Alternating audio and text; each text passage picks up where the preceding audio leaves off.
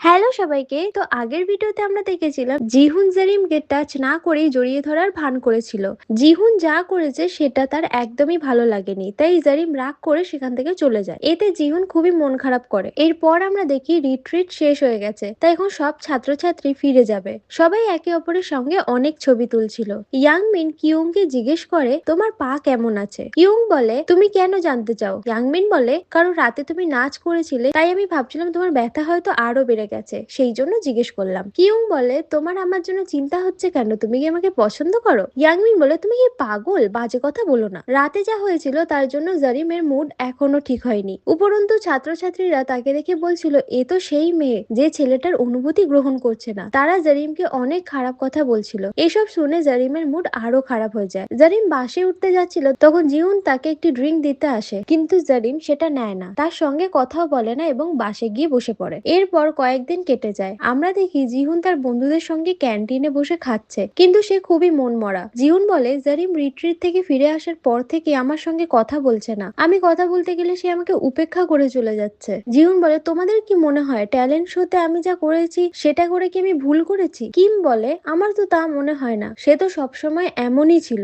মিনু বলে, যখন তুমি জারিমের জন্য গান পারফর্ম করছিলে আমি জারিমকে দেখেছিলাম, তাকে দেখে মনে হচ্ছিল তুমি যদি তাকে ডেটের জন্য জিজ্ঞেস করো সে না বলবে না। জিউন বলে, কিন্তু আমি তোমার মতামতে ভরসা করতে পারি না, কারণ তুমি আজ পর্যন্ত কাউকে ডেট করোনি। কিউং বলে, মিনু ঠিকই বলেছে, আমারও তাই মনে হচ্ছিল, কিন্তু এখন মনে হচ্ছে তুই ওই বোকা বোকা হাক করে সবকিছুতে জল ঢেলে দিয়েছিস। কিম এখনো কাউকে ডেট করেনি। সে বলে, তুমি যেমন করে জারিমকে হাক করেছিলে কিছু মেয়ে সেটা পছন্দও হয়। উদাহরণ দেখানোর জন্য সে ক্যান্টিনে বসে থাকা এক মেয়েকে একইভাবে হাক করে, আর মেয়েটার কাছে সে মার খেয়ে যায়। এটা দেখে তার বন্ধুরা সেখান থেকে দৌড়ে পালায়। ওদিকে জারিম তার বন্ধুদের সঙ্গে বসে কথা বলছিল, সেখানে হারি নামে তারই এক ক্লাসমেট ছিল। হারি জারিমকে বলে, এমন অভিনয় করা বন্ধ করো যে তুমি তাকে পছন্দ করো না, কারণ তুমি তার সঙ্গে খুবই ভালো ব্যবহার করো, আমি রিট্রিটে সব দেখেছি। জারিম জিজ্ঞেস করে, তুমি কি দেখেছো? হারি বলে, তুমি খুবই আদর করে জিহুনের মুখ থেকে রাইস সরিয়ে দিয়েছিলে। এটা শুনে ইয়াংমিন আর আরাম অবাক হয়ে যায়। ইয়াংমিন বলে, তোমার এটা করা উচিত হয়নি, সে নিশ্চয়ই ভুল বুঝেছে। আরাম বলে, ইয়াংমিন ঠিকই বলেছে, তুমি তাকে বলতে পারতে যে সে নিজেই রাইসটা সরিয়ে নি, তোমার সরানোর কি দরকার ছিল?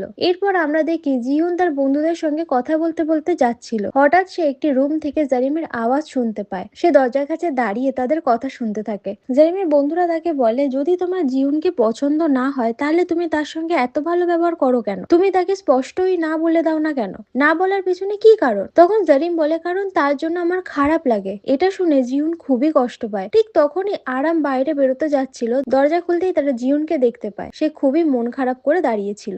এতে সবাই শকড হয়ে যায়। জিহুন এমন ভান করে যেন সে কিছুই শোনেনি, তারপর সেখান থেকে দৌড়ে চলে যায়। এরপর আমরা দেখি ক্লাসে শিক্ষক পড়াচ্ছেন, কিন্তু জিহুনের পড়াশোনায় একদম মন নেই। সে মনে মনে বলে, আজ সব বুঝে গেছি, সে কেন আমার বাস ভাড়া দিয়েছিল, বৃষ্টির দিনে কেন আমাকে হুডি দিয়েছিল, আর কেন আমার মুখ থেকে রাইস সরিয়ে দিয়েছিল। সে এসব আমার ওপর দয়া করে করেছে। যখন তার পড়ায় মন থাকে না তখন শিক্ষক বলেন, পেছনে গিয়ে দাঁড়াও। জিউন বলে, স্যার আপনিও কি আমার উপর দয়া করছেন? তাই কি আমাকে কঠিন শাস্তি না দিয়ে শুধু দাঁড়াতে বললেন? এটা শুনে স্যার রেগে যান এবং জিউনের ইচ্ছা পূরণ করার জন্য কঠিন শাস্তি দেন, যা করতে গিয়ে জিউনের অবস্থা খুবই খারাপ হয়ে যায়। স্কুল ছুটি হলে জারিম তার বন্ধুদের সঙ্গে কথা বলতে বলতে যাচ্ছিল, তখন জিহুন সেখান দিয়ে যায়, কিন্তু তাদের সঙ্গে কথা বলে না। ইয়াংমিন বলে, ওর কি হয়েছে? এমন অদ্ভুত আচরণ করছে কেন? ও তো তোমার সঙ্গে কথা না বলে কখনো যায় না, আজ কি হলো? আরাম বলে, জারিম যে বলেছিল তার জন্য জিহুনের খারাপ লাগে সেটা নিশ্চয়ই ও শুনে ফেলেছে, তাই এমন করছে। আরাম জারিমকে বলে, এখন তুমি কি করবে? আমার মনে হয় তুমি ওর অনুভূতিতে আঘাত দিয়েছো।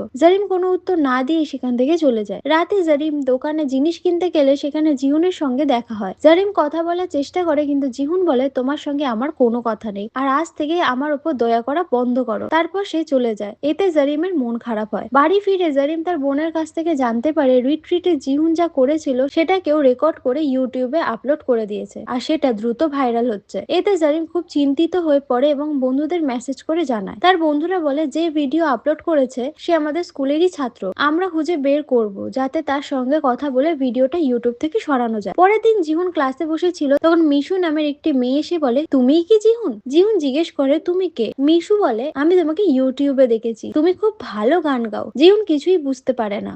মিশু জিহুনের কাছ থেকে তার ফোন চায়। জিহুন জিজ্ঞেস করে, তোমার আমার ফোন কেন দরকার? মিশু বলে, আমার ফোন হারিয়ে গেছে, আমি কি তোমার ফোনটা ব্যবহার করতে পারি? জিহুন তাকে ফোন দেয়, কিন্তু মিশুর মিশুর ফোন হারায়নি। সে জিহুনের ফোন থেকে নিজের ফোনে কল করে আর নাম্বারটা সেভ করে নেয়। তারপর ফোনটা জিহুনকে ফিরিয়ে দেয়। মিশু বলে আমি যখন কল করব ফোন ধরবে, এই বলে সে সেখান থেকে চলে যায়। তখন ক্লাসে কিম আসে এবং জিহুনকে হাই বলে। জিহুন বলে তুমি আমাকে হাই বলছো কারণ তোমার আমার উপর দয়া হচ্ছে তাই না? কিম বলে কি আজে বাজে কথা বলছো। লাঞ্চ টাইমে ক্যান্টিনে জিহুন যখন খাবার নিচ্ছিল এক লেডি তাকে একটু বেশি খাবার দেন। জিহুন বলে ম্যাম আপনিও কি আমার উপর দয়া করছেন তাই কি বেশি খাবার দিলেন? এটা শুনে কিম অবাক হয়ে যায় এবং ভাবতে থাকে জিহুনের কি হয়েছে। পরে ক্লাসে মিনহো তার নোটস ফেরত দিতে এলে জিহুন বলে তুমি আমাকে নোটস দিচ্ছ কারণ তোমার আমার উপর দয়া হচ্ছে তাই না? মিনহো বলে কি বাজে কথা বলছিস, এগুলো তো তোরই নোট। জিহুন বলে তাহলে আমার দিকে এমন দয়ার দৃষ্টিতে তাকাচ্ছিস কেন? এতে কিম খুব রেগে যায় এবং বলে এখন অনেক হয়েছে, তোর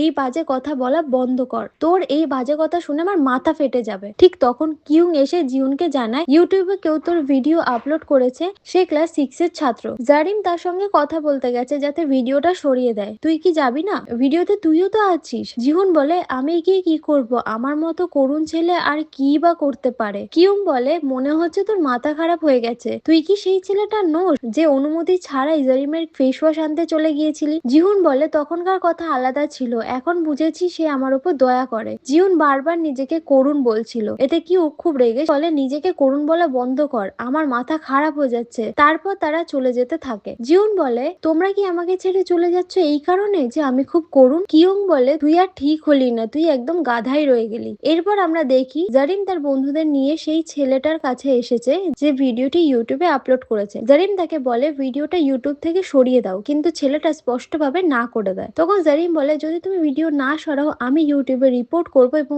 অনুরোধ করব যাতে ভিডিওর সঙ্গে তোমার চ্যানেলটাও ডিলিট করে দেওয়া হয়। এটা শুনে ছেলেটা চিন্তায় পড়ে যায় এবং ভিডিওটা মুছে দিতে রাজি হয়ে যায়। স্কুল শেষ হওয়ার পর যখন সে বাড়ি ফিরছিল তখন জিহুন সেখানে আসে। জিহুন তাকে ইউটিউব থেকে ভিডিওটা মুছে দিতে বলে। ছেলেটা বলে ঠিক আছে মুছে দেব। এটা শুনে জিহুন বলে তোমারও কি আমার উপর দয়া হচ্ছে? এতে ছেলেটা অবাক হয়ে ভাবে এ কি বলছে। এরপর আমরা দেখি জারিম তার বন্ধুদের সঙ্গে একটি রেস্টুরেন্টে এসেছে। সে খুবই মন খারাপ করেছিল। তখন তারা জানতে পারে ছেলেটা ভিডিওটা ইউটিউব থেকে মুছে দিয়েছে। পরের সকালে জিহুন ঘুম থেকে উঠে দেখে কিউং বারবার তাকে কল করছে কিন্তু সে কল ধরছে না। তখন কিউং জারিমকে ফোন করে বলে তুমি কি জিহুনকে দেখে আসতে পারবে? কাল থেকে ও খুবই অদ্ভুত আচরণ করছে, আমার ফোনটাও ধরছে না, তাই চিন্তা হচ্ছে। তোমার বাড়ি তো ওর বাড়ির কাছেই, আমি এখন বাড়িতে নেই, তাই প্লিজ তুমি একটু গিয়ে দেখে আসতে পারবে? জারিম প্রথমে না করে দেয় কিন্তু পরে কিউং এর কথা ভেবে তারও চিন্তা হতে থাকে, তাই সে যাওয়ার সিদ্ধান্ত নেয়। জিহুন যখন দোকানে যাওয়ার জন্য বের হয় তখন জারিম সেখানে আসে। জারিমকে দেখে জিহুন পালাতে থাকে। জারিম তার পিছু নিয়ে ধরে ফেলে। জারিম বলে তুমি আমার থেকে দূরে পালাচ্ছ কেন?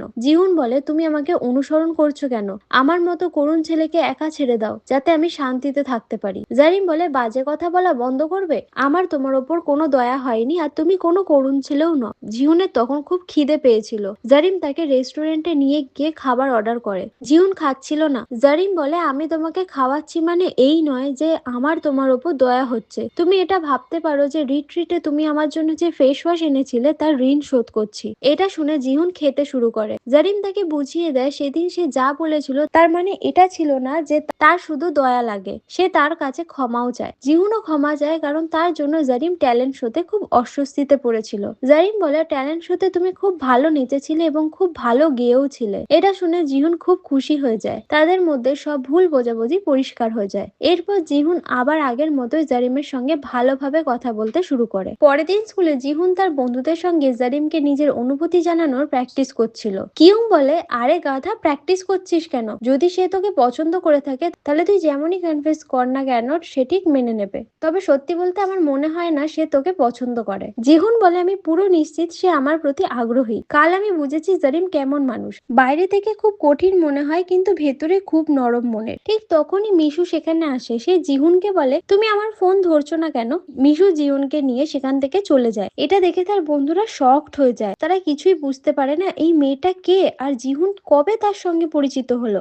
এদিকে জারিম তার বন্ধুদের সঙ্গে বসেছিল। ইয়াংমিন বলে এই শনিবার রোজ ডে আর আমি নিশ্চিত জিহুন সেদিন কিছু না কিছু করবেই। পরে যখন তারা ক্লাসে যাচ্ছিল জারিম জিহুনকে মিশুর সঙ্গে দেখে ফেলে। আর আমাদের এই পার্টটা এখানেই শেষ হয়ে যায়। নেক্সট পার্ট দেখার জন্য কমেন্টে অবশ্যই নেক্সট পার্ট বলে লিখে দেবেন। আর এরকম ভিডিও বাংলায় দেখার জন্য আমাদের চ্যানেলটিকে সাবস্ক্রাইব করে দেবেন। Thank you.